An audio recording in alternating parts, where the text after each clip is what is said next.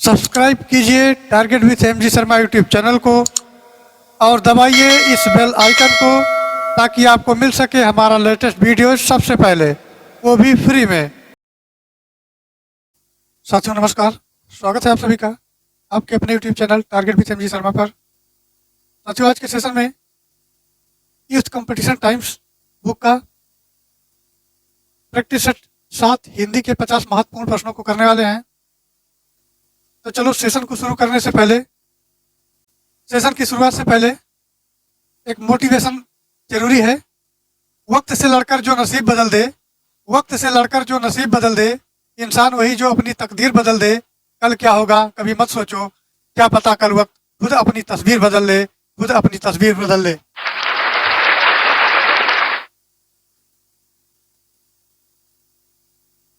तो साथियों चलो सेशन को शुरू करते हैं। हमारा प्रश्न 1 से 5 तक निम्नलिखित काव्यांश को पढ़िए और उनके नीचे दिए गए प्रश्नों के उत्तर विकल्पों में से चुनिए। कुछ भी बन बस कायर मत बन, ठोकर मार पटक मत माथा, तेरी राह रोकते पाहन। कुछ भी बन बस कायर मत बन, ले देकर जीना क्या जीना, कब तक गम के आंसू पीना, मानवता ने तुझको सींचा, बहा युगों तक खून पसीना। ये रहे हमारे पद की लाइनें दी गई हैं। अब इसके प्रश्नों को देख लेते हैं। पहला प्रश्न है, कवि क्या करने की प्रेरणा दे रहा है? तो इस पद्यांश के अनुसार गम के आंसू को पीने की, आत्मसमर्पण की, रुकावटों को ठोकर मारने की या कुछ भी न बनने की। तो इसका राइट आंसर हो जाएगा ऑप्शन सी, रुकावटों को ठोकर मारने की कवि प्रेरणा दे रहा है। चलिए आगे बढ़ते हैं और अगला प्रश्न देखते हैं। हमारा अगला प्रश्न है प्रश्न संख्या 2, इन पंक्तियों में कायर का अर्थ है सहज, समझौतावादी, चालाक या दुष्ट। तो दोस्तों इस पद के अनुसार इन पंक्तियों में समझौतावादी, इन पंक्तियों में कायर का अर्थ है समझौतावादी, क्योंकि कायर व्यक्ति वो होता है जो अपने जीवन की कठिनाइयों से समझौता कर लेता है। चलिए आगे बढ़ते हैं और अगला प्रश्न देखते हैं। कुछ भी बन बस कायर मत बन, कवि ने क्या क्यों कहा है? कुछ भी बताना आसान है, कुछ भी बनना मुश्किल है, कायर मनुष्य का जीवन व्यर्थ है या कायर मनुष्य अच्छा नहीं होता है। तो कायर न बनने की प्रेरणा कवि दे रहा है क्योंकि कायर व्यक्ति का जीवन व्यर्थ ही होता है। तो ये हमारा सी राइट आंसर हो जाएगा, कायर मनुष्य का जीवन व्यर्थ होता है। चलिए अगले प्रश्न पर बढ़ते हैं। हमारा अगला प्रश्न है, पाहन शब्द का पर्यायवाची है मेहमान, पैर, पत्थर या पर्वत। तो पाहन मीन्स होता है पत्थर, तो इसका सही आंसर हो जाएगा सी, सी इसका राइट आंसर हो जाएगा। पाहन मीन्स होता है पत्थर और पत्थर लिखा गया है। चलिए हमारा अगला प्रश्न है 5, कवि के अनुसार किस प्रकार का जीवन व्यर्थ है?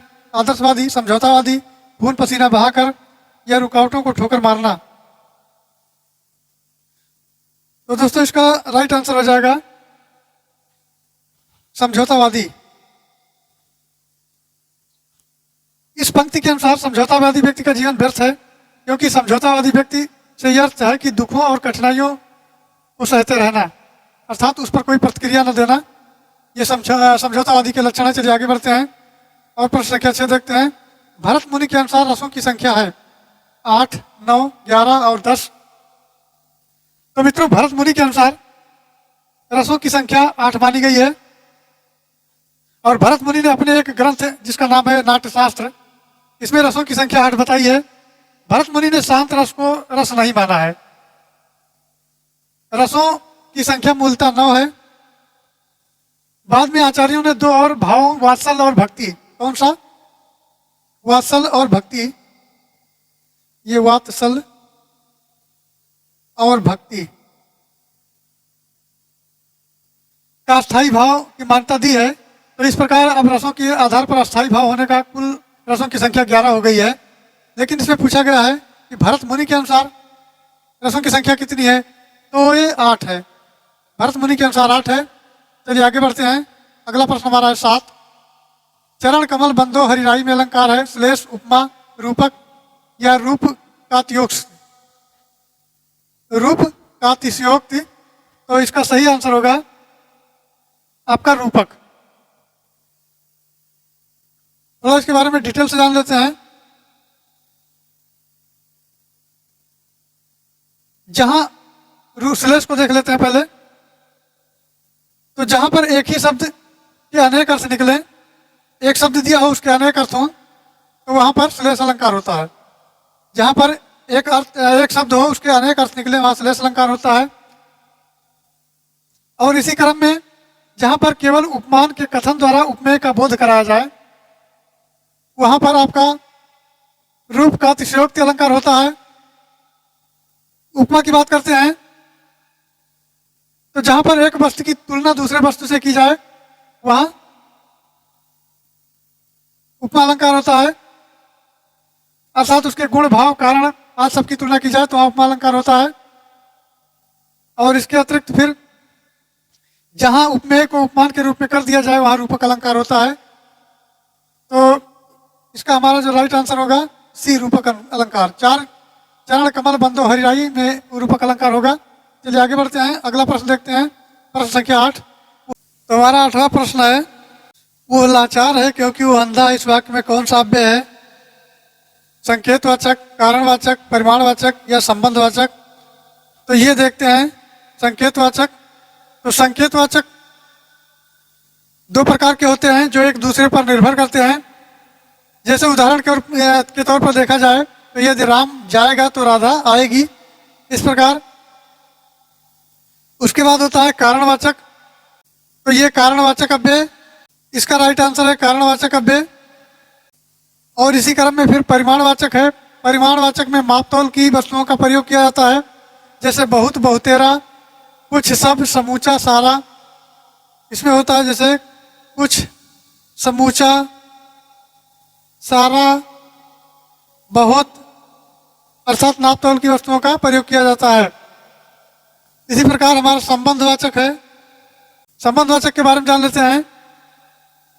तो जो अव्यय संज्ञा के पीछे आकर उसका संबंध वाक्य किसी दूसरे शब्द से बताता है तो संबंध बोधक कहलाता है। उदाहरण के तौर पर जैसे अब तक, अब तक, भर और बिना, बाद, द्वारा, लिए, और इसके अतिरिक्त होता है अतिरिक्त, अतिरिक्त, बजाय। ये सब इसके उदाहरण होते हैं। चलिए आगे बढ़ते हैं और अगला प्रश्न देखते हैं, प्रश्न संख्या 9। युद्ध में स्थिर रहने वाला किस समास का विग्रह पद है? करण तत्पुरुष, अलुक तत्पुरुष, संप्रदान तत्पुरुष या संबंध तत्पुरुष? तो युद्ध में स्थिर रहने वाला अर्थात युधिष्ठिर समास का विग्रह है। इसमें उलुक तत्पुरुष समान है। उलुक तत्पुरुष समास का उपभेद है। इसमें समास करने का पूर्व पद भी विभक्त का लोप नहीं होता। जैसे मनसिज, तो मनस यानी मन से, मनसिज तो मन से, और जा उत्पन्न यानी कि कामदेव। और नेक्स्ट उदाहरण इसका है जैसे खेचर, खेचर का होगा खे, खेचर का खे होगा, और खे मीन्स होता है आकाश। इसी प्रकार चर मीन्स होता है विचरने वाला, विचरने वाला। तो अर्थात कौन सा होता है? वो पक्षी होता है। चलिए आगे बढ़ते हैं और अगला प्रश्न देखते हैं, प्रश्न संख्या 10। सही भाव का सही विपरीतार्थक शब्द चुनिए। प्रादुर्भाव, समभाव, तिरोभाव या अभाव? तो इसका राइट आंसर हो जाएगा आविर्भाव शब्द का विपरीत होता है तिरोभाव। आविर्भाव का होता है तिरोभाव, और तिरोभाव हमारा सी राइट आंसर होगा। इसका विपरीतार्थक अर्थात विलोम बताना है।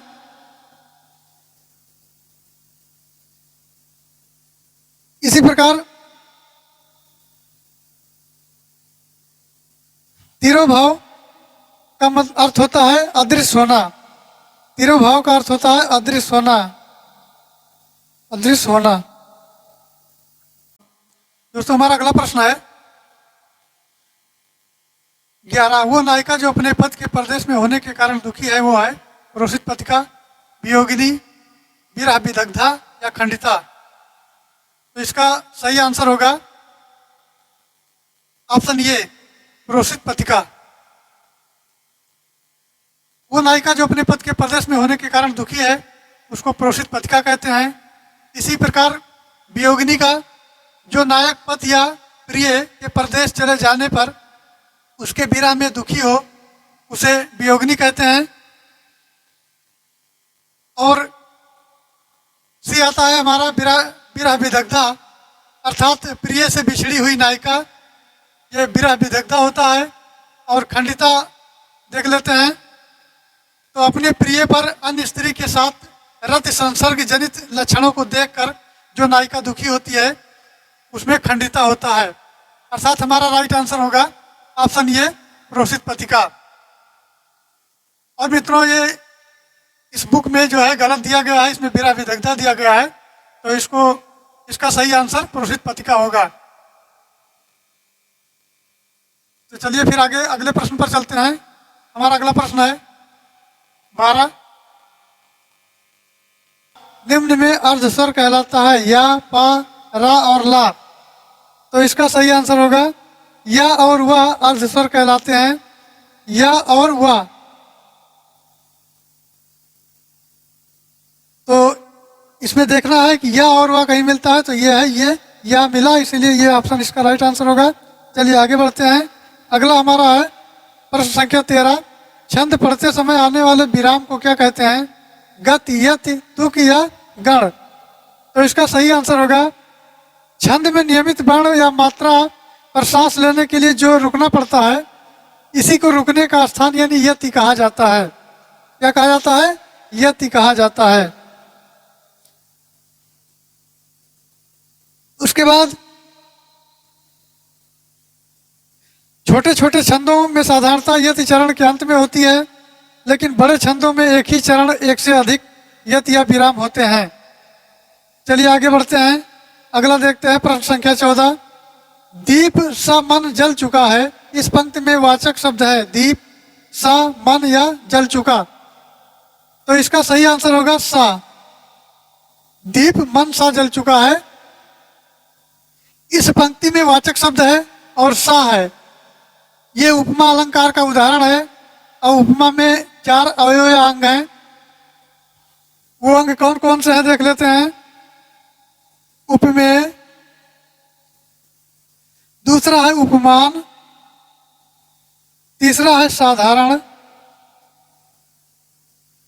चौथा है, ये साधारण धर्म एक ही में हो जाएगा, और फिर है वाचक शब्द। ये हो गए प्रमुख वाचक शब्द। इस प्रकार हैं जैसे से, सो, सरिस, सम और जैसे तैसे, जैसे तैसे, यू, ये सब इसके प्रमुख वाचक शब्द हैं। चलिए आगे बढ़ते हैं और अगला प्रश्न देखते हैं। प्रश्न संख्या 15। निठुरता हुआ गणतंत्र इस व्यंग संग्रह के व्यंग्यकार हैं मैथिली शरण गुप्त, भवानी प्रसाद मिश्र, धर्मवीर भारती या हरिशंकर परसाई। तो निठुरता हुआ गणतंत्र रचना के व्यंग्यकार हरिशंकर परसाई जी हैं। ये ऑप्शन डी राइट आंसर होगा, हरिशंकर परसाई। अन्य रचना निठलने की डायरी, अन्य जो हमारी रचनाएं हैं उनके व्यंग्यकार में है डायरी भोला राम का, जीव मुंडन धर्मवीर भारती का, और एक रचना है गुनाहों का देवता, यह है धर्मवीर भारती का। सूरज का 7वां घोड़ा, अंधा युग मैथिली शरण गुप्त की रचना, भारत भारतीय रंग में भंग, पंचवटी, झनकार, साकेत, ये सब मैथिली शरण गुप्त की रचना है। चलिए आगे बढ़ते हैं।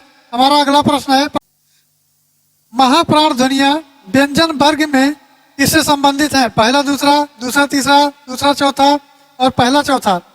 तो महाप्राण ध्वनियां व्यंजन के हर वर्ग के एक दूसरे और चौथे व्यंजन से संबंधित हैं, अर्थात इसका राइट आंसर होगा दूसरा और चौथा, ऑप्शन सी राइट आंसर होगा। चलिए आगे बढ़ते हैं और अगला प्रश्न देखते हैं। ये निर्देश दिए गए हैं निम्नलिखित वाक्यों में उनके प्रथम तथा अंतिम अंश संख्या 1 से 6 के अंतर्गत दिए गए हैं। बीच वाले 4 अंश या रा, ला और वा के अंतर्गत बिना क्रम के हैं। चारों अंशों को उचित क्रमानुसार व्यवस्थित करना है और सही विकल्प चुन के बताना है। तो एक पहला और छठवां तो ये लिखा जाता है। तब चेचक के समांतर एक और बीमारी थी गौसी लता, इसका शिकार हो जाता था और उसके आम धारणा थी कि बीमार गाय का दूध पीने वाला ये प्राय रोग गाय के थनों में होता था और हाथों में छोटे घाव फुंसियाँ हो जाती हैं। तो पहला और छठवां तो ऑलरेडी है, उसको उसके बाद में जो है उसको मिलान सिस्टम से लगाना है, यानी क्रमवार लगाना है।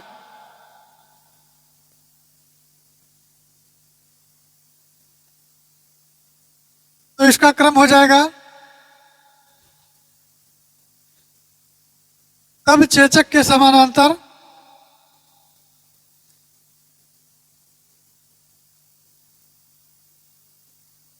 एक और बीमारी थी गौसी लता, ये पहले पे हो जाएगा। उसके बाद है प्रायः ये रोग गाय के थनों में होता है, ये दूसरा हो जाएगा। उसके बाद आम धारणा थी कि बीमार गाय का दूध पीने वाला, ये हो जाएगा तीसरा। और इसका शिकार हो जाता है और उसके चौथा हो जाएगा। और हाथों में छोटे छोटे घाव और हो जाते हैं।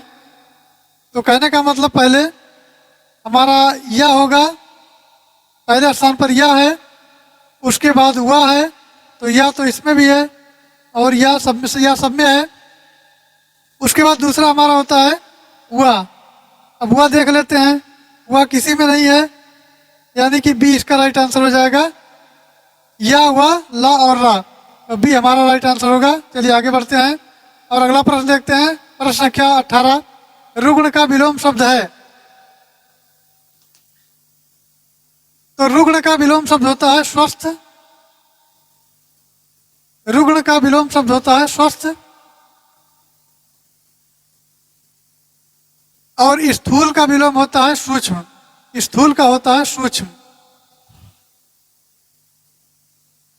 रुग्ण का पहले बताया स्वस्थ होता है और स्वस्थ हमारा बी में दिया गया है, तो बी हमारा राइट आंसर हो जाएगा।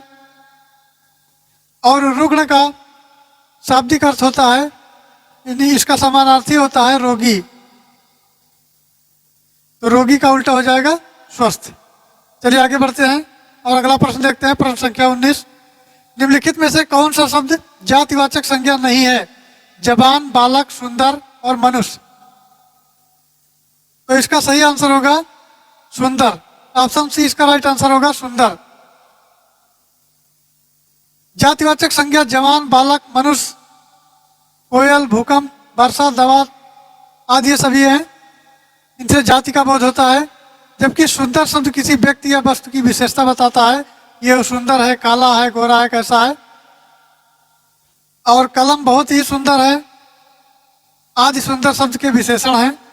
तो ये हमारा पूछा गया है कि कौन सा जातिवाचक संज्ञा नहीं है, तो ये सुंदर जातिवाचक संज्ञा नहीं है। चलिए आगे बढ़ते हैं और अगला प्रश्न देखते हैं। प्रश्न संख्या 20, जहां तहां मज्जा सांप रुचिर लख परत बगारे, जित जित छिटके हाड़ सेत कहूँ कहूँ रतनारे। इस अवतरण में बीभत्स रस, अद्भुत रस, भयानक रस या हास्य रस बताना है कि कौन सा रस है। तो इसमें मित्रों है बीभत्स रस। ऑप्शन ये इसका राइट आंसर हो जाएगा, बीभत्स रस। इस काव्य को पढ़ने से मन में जुगुप्सा और घृणा के भाव की प्रधानता आती है। तो इस काव्य में बीभत्स रस होता है। अगला चलते हैं। अगला हमारा 21, वन में लगने वाली आग वाक्यांश के लिए एक शब्द है। तो इसमें कई दिए गए हैं, बड़वाग्नि, दावाग्नि, बिरहाग्नि और जठराग्नि। तो इसको देख लेते हैं।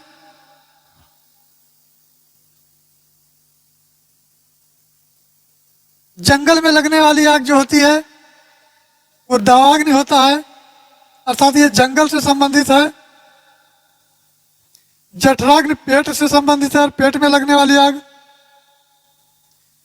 और बड़वाग्नि जो होता है समुद्र में लगने वाली आग। और बचता है एक हमारा बिरहाग्नि। तो ये प्रिय के विरह या वियोग के कारण जो तीव्र मानसिक कष्ट होता है वहां बिरहाग्नि होता है। तो फिलहाल इसका राइट आंसर होगा वो हमारा वन में लगने वाली आग दावाग्नि कहलाएगी। ऑप्शन बी इसका राइट आंसर होगा। चलिए आगे बढ़ते हैं। हमारा अगला प्रश्न है 22 बेमेल को छांटिए। सेवा सदन, निर्मला, चंद्रकांता, चंद्रकांता और गोदान। तो इसका राइट आंसर है सी, चंद्रकांता। मित्रों, सेवा सदन, निर्मला, गोदान, कायाकल्प, गबन, रंगभूमि ये प्रेमचंद जी के उपन्यास हैं। प्रेमचंद जी के हैं, प्रेमचंद। और बाकी ये जो हमारा चंद्रकांता है, चंद्रकांता है देवकी नंदन खत्री का, देवकी नंदन खत्री। तो सारी रचनाएं हमारी मुंशी प्रेमचंद की हैं और चंद्रकांता ये देवकी नंदन जी की है। तो बेमेल को छांटना है, यही एक बेमेल है। ऑप्शन सी इसका राइट आंसर हो जाएगा। चलिए आगे बढ़ते हैं। हमारा अगला प्रश्न है 23 भारतेंद्र हरिश्चंद्र का कौन सा नाटक बांग्ला भाषा में अनुदित है? विद्या सुंदर, चंद्रावली, नई चाल में ढली या कवि वचन सुधा।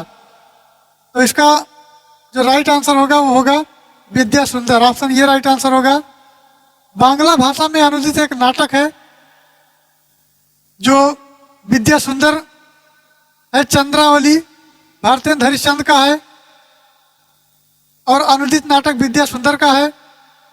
कवि वचन सुधा पत्रिका है जो संपादक इसके भारतेंद्र हरिश्चंद्र जी हैं और इन्होंने 1973 में कालचक्र के प्रकाशन पर भारतेंद्र ने हिंदी की नई चाल में ढली ये लिखा था।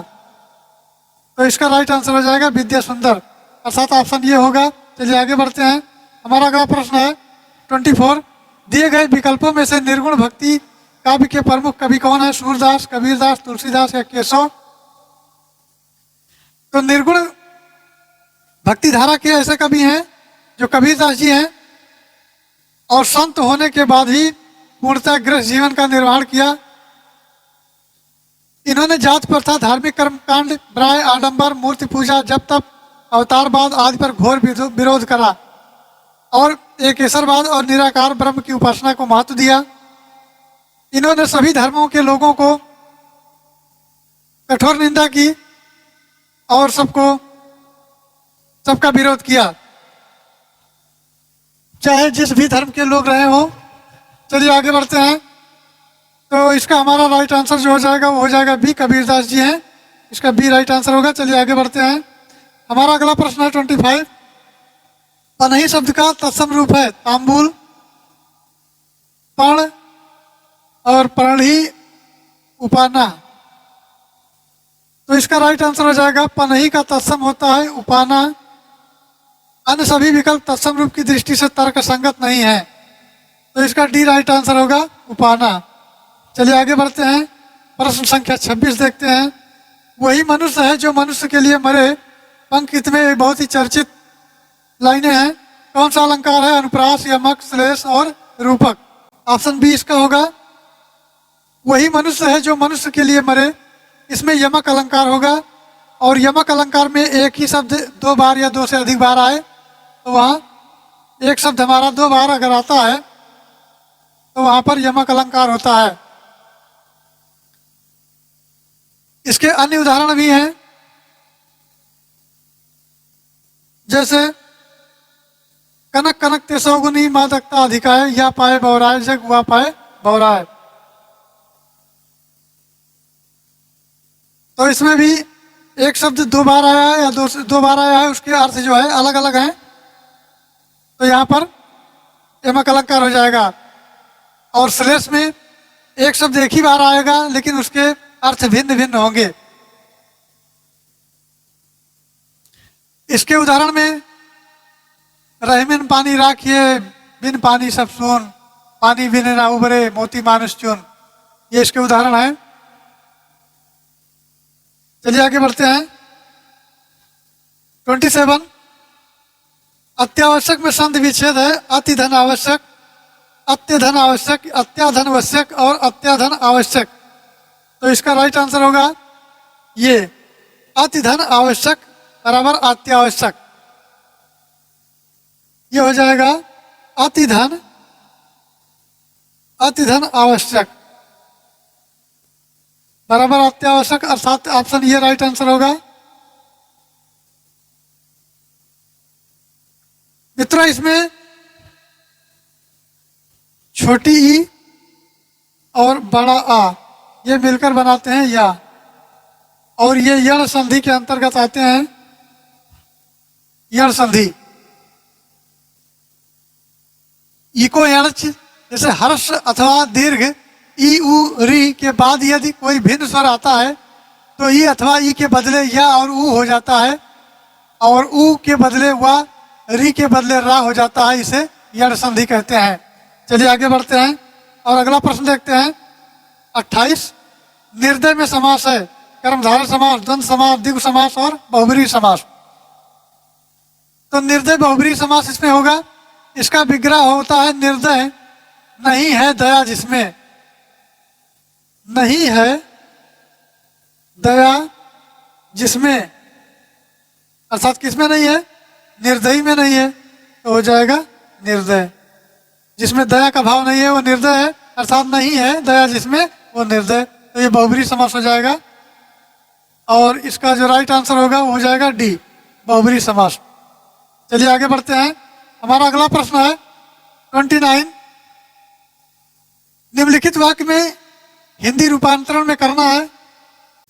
इसको थोड़ा सा बड़ा कर लेते हैं। निम्नलिखित वाक्य का हिंदी रूपांतरण करना है। Arrangement are being made to ensure timely submission of report. वाक्य का हिंदी रूपांतरण करना है। तो समय अनुसार रिपोर्ट की प्रस्तुति वांछनीय है। रिपोर्ट जारी करने में देरी न की जाए। व्यवस्था कीजिए कि रिपोर्ट प्रकाशित हो जाए, या रिपोर्ट समय पर प्रस्तुत करने की व्यवस्था की जा रही है। तो मित्रों, इसका राइट आंसर हो जाएगा रिपोर्ट के समय पर प्रस्तुत करने की व्यवस्था की जा रही है, अर्थात ऑप्शन डी इसका राइट आंसर होगा। ये डी इसका राइट आंसर होगा। चलिए आगे बढ़ते हैं और अगला प्रश्न देखते हैं। प्रश्न संख्या 30 के पहले कुछ निर्देश दिए गए हैं। निम्नलिखित वाक्यों में से कुछ और त्रुटियां हैं और कुछ ठीक हैं। त्रुटि वाले वाक्य को चुनें और उसके अनुरूप ए बी सी पर चिन्ह लगाएं। यदि वाक्य त्रुटिहीन हो तो डी पर चिन्ह लगाएं। चलिए प्रश्न को थोड़ा आगे बढ़ा लेते हैं। ये हमारे 4 विकल्प दिए गए हैं। कुछ उसके प्राप्त करने में दांवपेच लगा रहे। स्वतंत्रता प्राप्ति के बाद अधिकतर लोग जो होते हैं ऐसे ही होते हैं, जिनमें कुछ सुख संपत्ति भोगते हैं और उसका लाभ उठाने में मग्न रहते हैं और कोई त्रुटि नहीं। तो इसका राइट आंसर हो जाएगा ये, कुछ उसके प्राप्त करने के दांवपेच लगा रहे हैं। चलिए आगे बढ़ते हैं। अगला प्रश्न देखते हैं 31। पर्यायवाची की दृष्टि से एक युग्म अशुद्ध है। ये जोड़े में दिया गया है, एक अशुद्ध है, बाकी सभी सही हैं। तो आकाश का पुष्कर, कमल का तामरस, यमुना का जाह्नवी और कामदेव का मनोभव। तो मित्रों, इसका राइट आंसर हो जाएगा यमुना का जाह्नवी। ये अशुद्ध बताना है।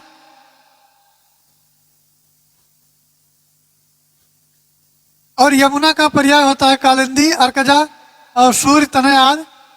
शेष युग्म पर्यायवाची की दृष्टि से सही है।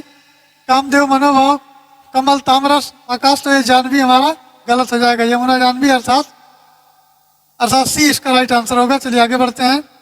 हमारा अगला प्रश्न है 32।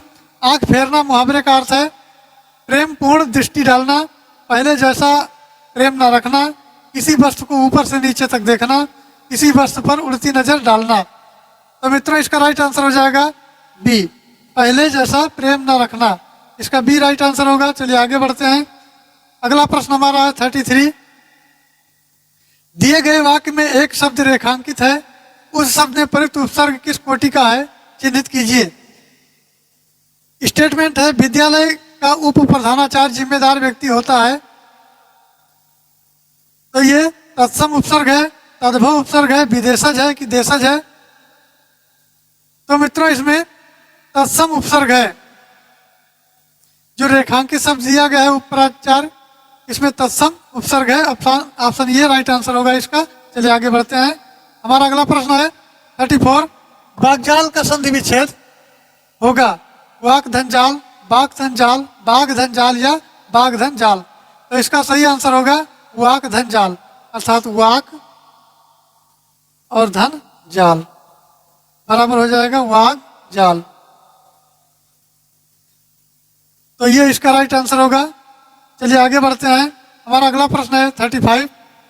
निम्नलिखित में से कौन सा तद्भव शब्द है? पंख, पृष्ठ, लज्जा या शिला? तो मित्रों इसका राइट आंसर हो जाएगा पंख। पंख इसका राइट आंसर होगा। ये पंख शब्द तद्भव शब्द है और इसका तत्सम होता है पक्ष। इसका तत्सम होता है पक्ष। लज्जा का तद्भव शब्द होता है, ये लज्जा दिया गया सी ऑप्शन पे, इसका होता है लाज। लज्जा का होता है लाज। और इसके बाद बचता है पृष्ठ, तो पृष्ठ का होता है पीठ। पृष्ठ का होता है पीठ। तथा शिला का जो तद्भव होता है वो होता है सिल। सिल। तो पंख का हो गया, पंख का हो गया पक्ष, पृष्ठ का हो गया पीठ, लज्जा का हो गया लाज और सिल का हो गया, शिला का हो गया सिल। तो हमारा राइट आंसर होगा ऑप्शन ये पंख। चलिए आगे बढ़ते हैं। 36। उसका हृदय इतना कोमल था कि मित्र तो क्या वो अपने को भी चोट नहीं पहुंचा सकता, शत्रु, सहयोगी, विपक्षी या प्रतिरोधी। तो इसमें खाली स्थान में भरना है। तो उसका हृदय इतना कोमल है कि वो मित्र तो क्या वो अपने शत्रु को भी चोट नहीं पहुंचा सकता, अर्थात ऑप्शन ये राइट आंसर होगा शत्रु। इसका ये राइट आंसर होगा। चलिए आगे बढ़ते हैं। अगला है 37। निम्नलिखित में से कौन सा शब्द क्रिया विशेषण है? तेज, बुद्धिमान, मीठा और पहला। तो इसका सही आंसर है तेज। तेज शब्द क्रिया विशेषण है और बुद्धिमान, मीठा गुणवाचक विशेषण है। ऐसा है बुद्धिमान, बुद्धिमान और मीठा ये गुणवाचक हैं, ये गुणवाचक हैं, ये भी गुणवाचक हैं। और तेज जो है यह है विशेषण। विशेषता बताता है कि वो तेज है, धीमा है, कैसा है।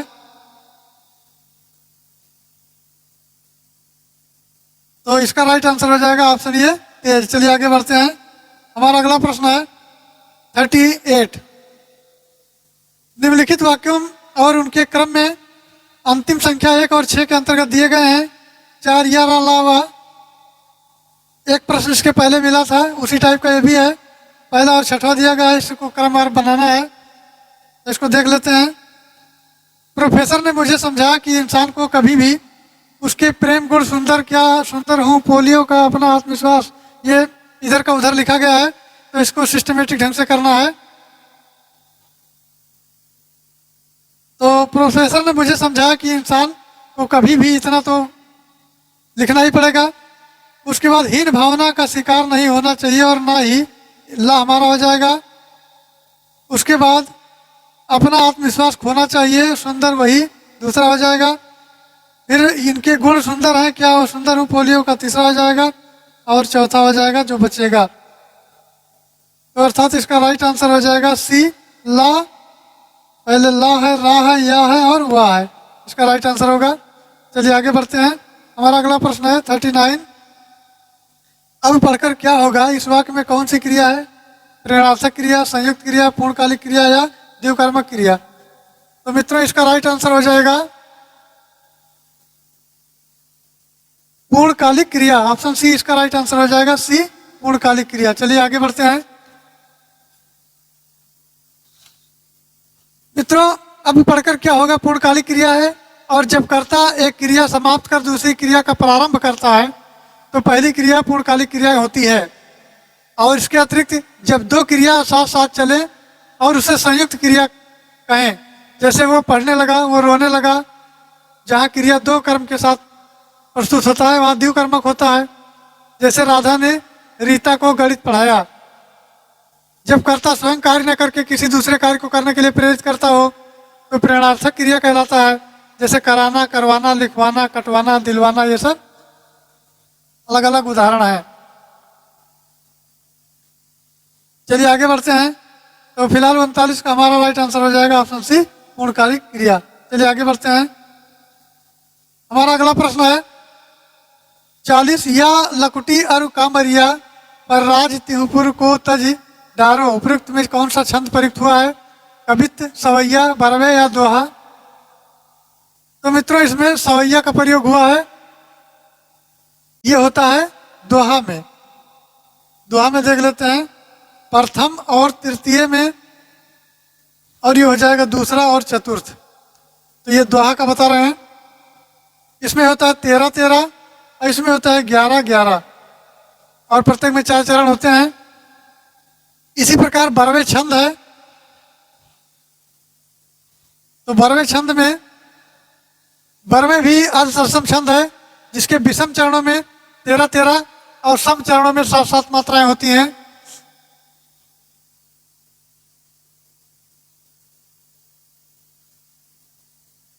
विषम का मतलब होता है प्रथम और तृतीय, और द्वितीय और चतुर्थ ये सम होता है। इसका विशेष ध्यान रखिएगा। तो बरवे में इसका उल्टा होता है, अर्थात 13 होता है, 13 होता है और यहाँ 7-7 मात्राएं होती हैं। इसी प्रकार सवैया छंद है।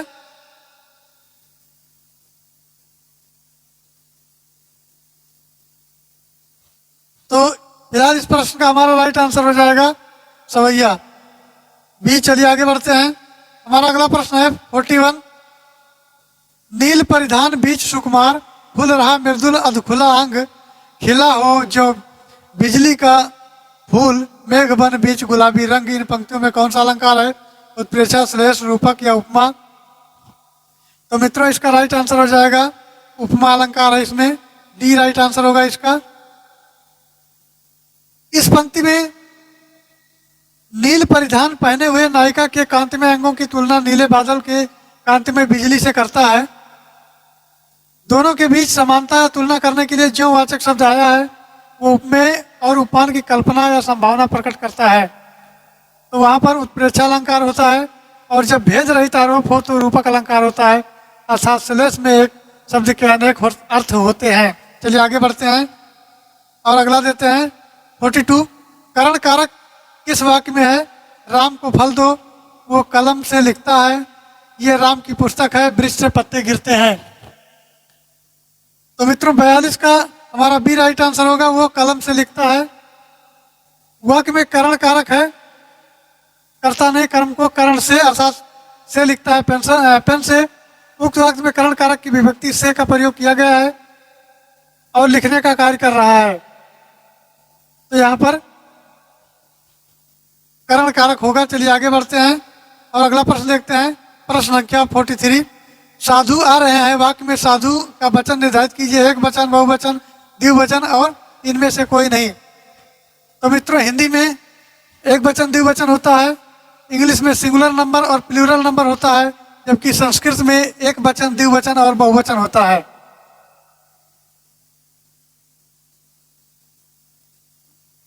तो इसमें साधु आ रहे हैं, इसका वचन निर्धारित करना है, अर्थात वर्तनी की दृष्टि से यह त्रुटिपूर्ण है और साधु बहुवचन में है। साधु हमारा बहुवचन में है। ये बी राइट आंसर इसका होगा। चलिए आगे बढ़ते हैं। हमारा अगला प्रश्न है 44। नायक का सही संधि विच्छेद क्या है? ना धन अक, नव धन अक, ने धन अक और नए धन अक। तो इसका राइट आंसर हो जाएगा ऑप्शन डी। इसका राइट आंसर होगा ऑप्शन डी, और इसका विच्छेद हो जाएगा नए धन अक बराबर हो जाएगा नायक, अर्थात ये, आए, ओ अथवा आओ के बाद जब कोई स्वर आता है तो उस स्थान पर ये के स्थान पर आए लिख देते हैं। ये के स्थान पर आए और वो के स्थान पर आओ, वो के स्थान पर आओ हो जाता है। और आए के स्थान पर आए, इसका आए के स्थान पर आए और आओ के स्थान पर आओ, ये हो जाते हैं। तो यहाँ पर आयाद संधि होता है, ये आयाद संधि कहलाती है। कौन सी संधि? आयाद संधि। अयाद संधि। और इसका राइट आंसर हमारा हो जाएगा नय धन अक डी हो जाएगा। चलिए आगे बढ़ते हैं। हमारा अगला प्रश्न है 45। जिस समास में उत्तर पद की प्रधानता होती है उसे कहते हैं तत्पुरुष, बहुब्री, अव्ययीभाव या द्वंद्व।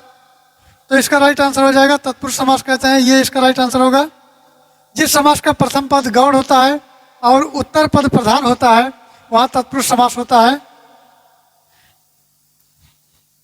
जिस समास में प्रथम पद अव्यय हो जाता है या उपसर्ग होता है उसे अव्ययीभाव, तथा जिस समास में दोनों पद प्रधान होते हैं उसे द्वंद्व कहा जाता है।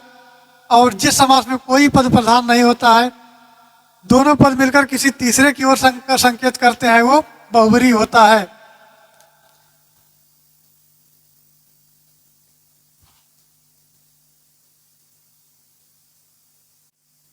तो मित्रों हमारा है ये तत्पुरुष समास। तो जिस समास में पूर्व पद गौण और उत्तर पद प्रधान होता है वहां पर तत्पुरुष समास होता है। और इसके 6 भेद होते हैं। कर्म तत्पुरुष, करण तत्पुरुष, संप्रदान तत्पुरुष, आपादान तत्पुरुष और संबंध तत्पुरुष, अधिकरण तत्पुरुष, ये इसके 6 भाग होते हैं। अगला आता है बहुब्री। अगला हमारा आता है बहुब्री। तो इसमें होता है जिस स्थान में दोनों पदों के माध्यम से एक विशेष तीसरे का अर्थ का बोध होता है वहां बहुब्री समास होता है। जैसे दशानन। बहुब्री में उदाहरण की बात कर लेते हैं। जैसे दशानन अर्थात 10 हैं मुख जिनके रावण।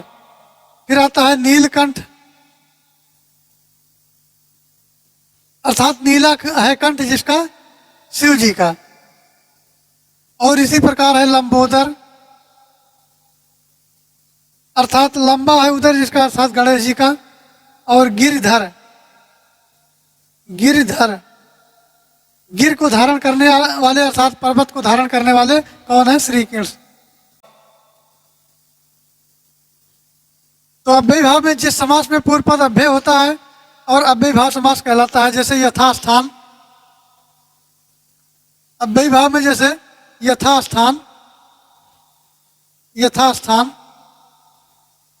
अर्थात स्थान के अनुसार, स्थान के अनुसार। अगला उदाहरण लेते हैं प्रतिदिन। प्रतिदिन अर्थात जीवन भर। फिर है यथा समय। यथा समय अर्थात समय के अनुसार, समय के अनुसार।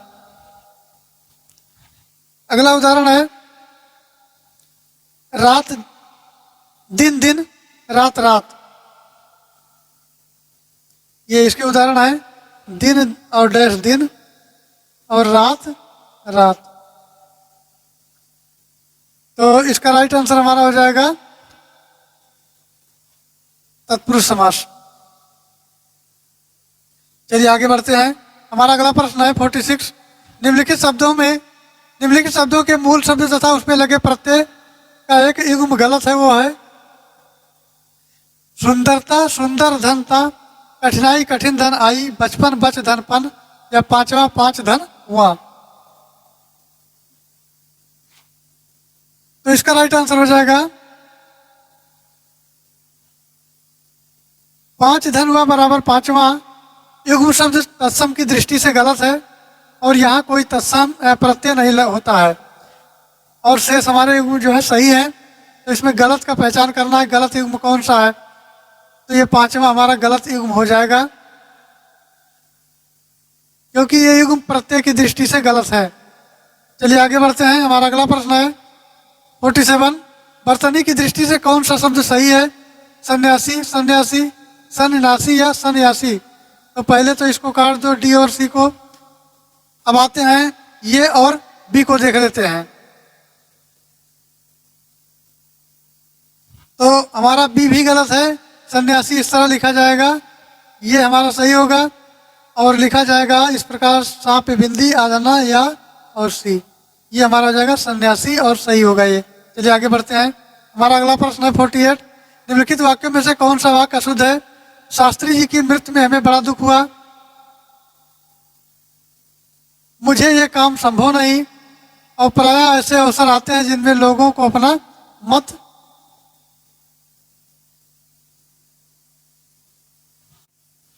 ये कुछ कटा लग रहा है। तो प्रायः ऐसे अवसर आते हैं जिनमें लोगों को अपना मत बदलना पड़ता है। यहाँ लिख लीजिए बदलना पड़ता है।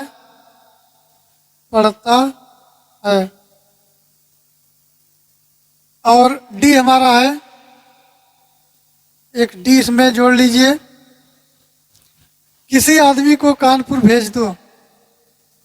किसी आदमी को कानपुर भेज दो। तो मित्रों इसका राइट आंसर हो जाएगा ऑप्शन ये, शास्त्री जी की मृत्यु से हमें बहुत बड़ा दुख हुआ। ऑप्शन ये राइट आंसर हो जाएगा। चलिए आगे बढ़ते हैं। हमारा अगला प्रश्न है 49। केतु का पर्यायवाची शब्द है राहु, नाग, अंकुश या ध्वज। तो इसका राइट आंसर हो जाएगा ध्वज। ऑप्शन डी ध्वज हो जाएगा। केतु का पर्यायवाची ध्वज है और इसके अन्य पर्याय भी हैं, जैसे झंडा, झंडा, पताका, पताका और निशान,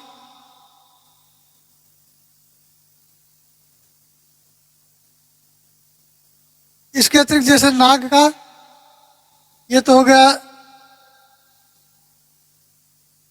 केतु का। अब नाग का देख लेते हैं। नाग का होता है, ये हाथी का पर्याय है, हाथी का पर्याय है। तो इसका राइट आंसर हो जाएगा डी ध्वज। डी इसका राइट आंसर होगा। चलिए आगे बढ़ते हैं और हमारा आज का अंतिम प्रश्न, गंगा गए गंगादास, गंगा गए गंगादास, यमुना गए यमुनादास लोकोक्ति का सही अर्थ है न्यायप्रिय, सिद्धांतहीन, आदर्शवादी, चरित्रहीन। तो इसका राइट आंसर हो जाएगा सिद्धांतहीन, जिसका कोई सिद्धांत नहीं है, जो जहाँ आया जो जहाँ गया, जिसका जो मन हुआ वो किया। तो यही कहावत बहुत ही प्रचलित है, गंगा गए गंगादास और यमुना गए यमुनादास। तो बिना सिद्धांत के इधर उधर भटकना। तो बी इसका राइट आंसर हो जाएगा। चलिए आगे बढ़ते, आगे तो समाप्त हो गया। यहाँ तक बने रहने के लिए बहुत बहुत धन्यवाद। तो दोस्तों आई होप जानकारी अच्छी लगी होगी। जानकारी अच्छी लगी हो तो चैनल को लाइक करें, सब्सक्राइब करें और अपने मित्रों में शेयर करें। फिर मिलते हैं नेक्स्ट वीडियो में। Thanks for watching. जय हिंद।